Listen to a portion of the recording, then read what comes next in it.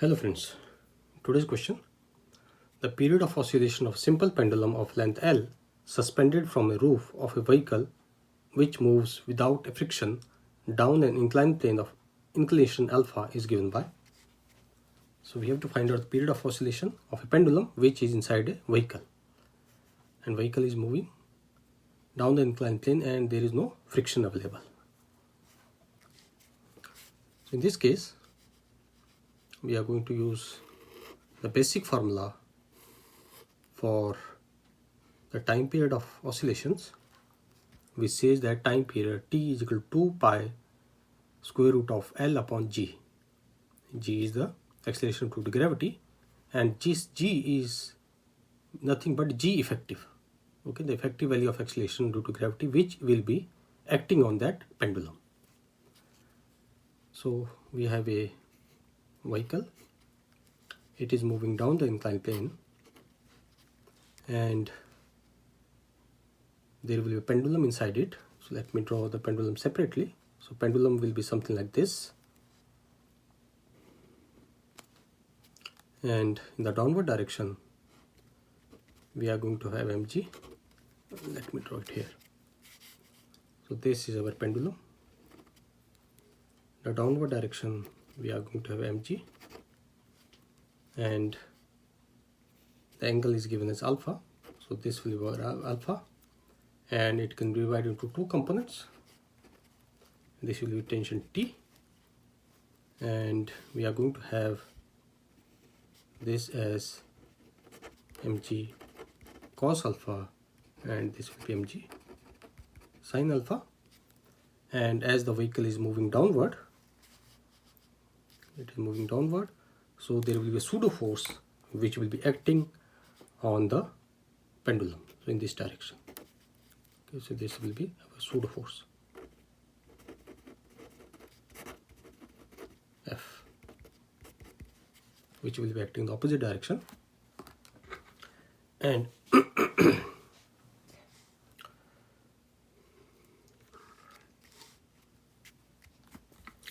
so we are going to use the formula that this is tension T, okay, not time period. So this is tension. You can say time period for oscillation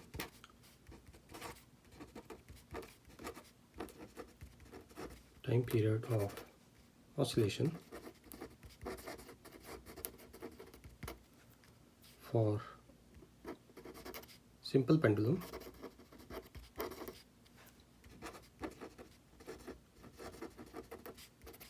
it is given as T, and this T will be equal to 2 pi square root of L upon G effective.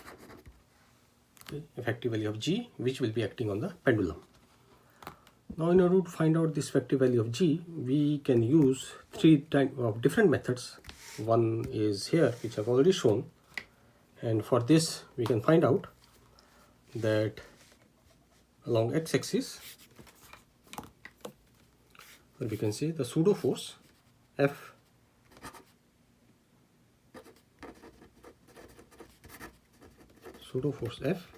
will be equal to mg sin alpha, and the tension T will be balanced by, and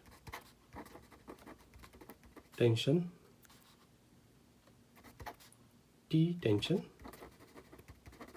will be balanced by mg cos alpha. So the effective value of G will be this G cos alpha. Okay. So therefore we can say the effective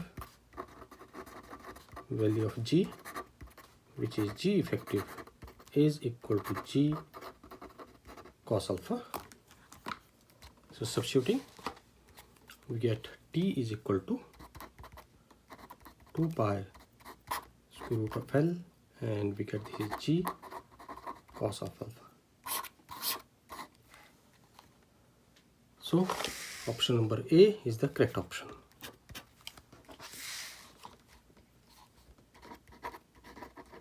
Option A is correct. So this was one method. Okay, let us call this the first method.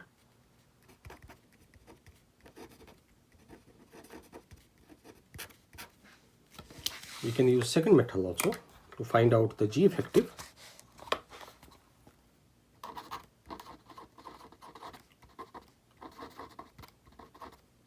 Second method.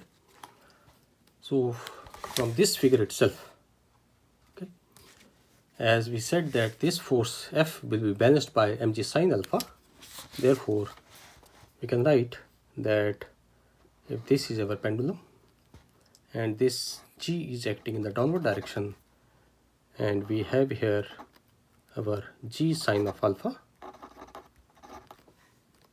okay, and the angle between these two will be our 90 plus alpha. Okay, so this angle will be 90 plus alpha.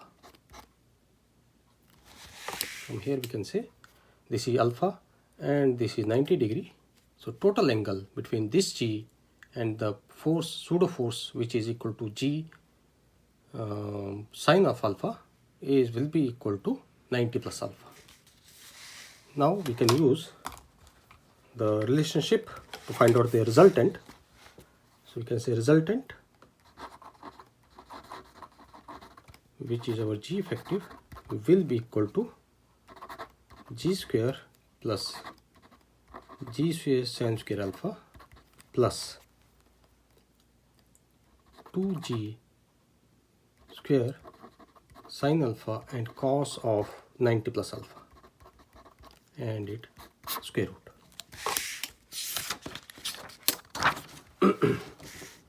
So this can be written as that G effective will be equal to G square plus G square sine square alpha, and we get this as minus 2G square sine square alpha and its square root.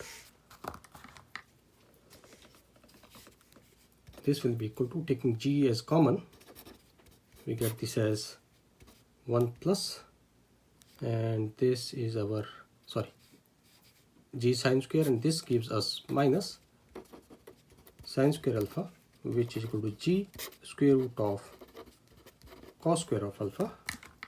So therefore in this case also G effective is equal to G cos of alpha. So from here also we get time period is equal to 2 pi square root of length upon G effective, that is cos of alpha. So this was our second method. Similarly, we can use another method to find out the G effective. Okay, let us call that a third method.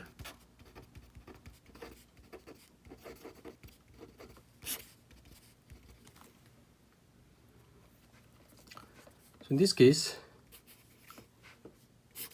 this is alpha and this is the bob of the pendulum.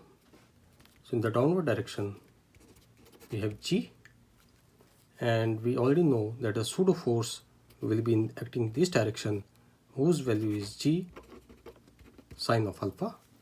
Now we can divide this G sine of alpha into two components. So this angle is alpha, so this will be also alpha.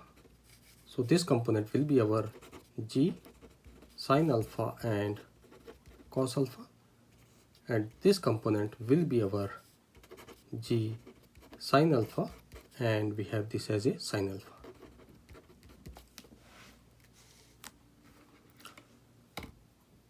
So in x and y direction, you can see acceleration in x direction, acceleration in x direction will be over ax, and that will be equal to G sine alpha and cos alpha. We have taken it like this. This is our x coordinate and this is our y coordinate. And acceleration in y direction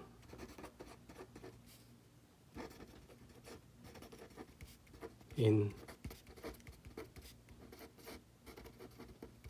y direction will be equal to, we have ay, and this is equal to g minus g sin alpha multiplied by sin alpha, which will be equal to g minus g sin square alpha. So we have acceleration in x direction as well as y direction. So therefore resultant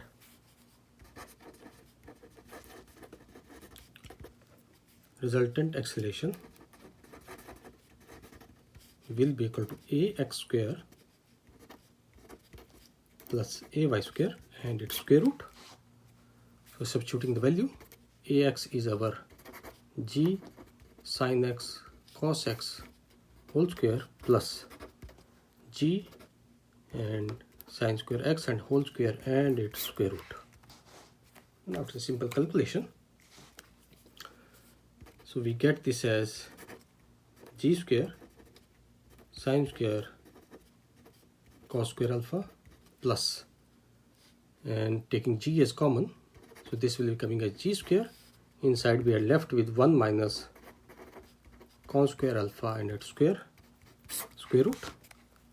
This will be equal to, we can take g as common, so g square root, we have sin square cos square alpha plus 1 minus cos square is sin square whole square will be equal to sin 4. So we have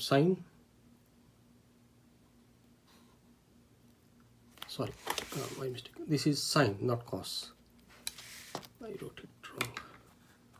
This is sin and here it is sin, so this will be our cos 4 alpha. Taking cos as common, cos square rather, so we get this as g cos of alpha, and inside we are left with sin square alpha plus cos square alpha, which is equal to 1. So we get this as cos of alpha. Therefore we can say that g effective will be equal to g cos of alpha, and here also the time period t will be equal to 2 pi square root of L upon g effective, which gives 2 pi square root of L upon g cos of alpha. So there are 3 approaches or 3 methods to solve this particular problem. This completes the question. Thank you.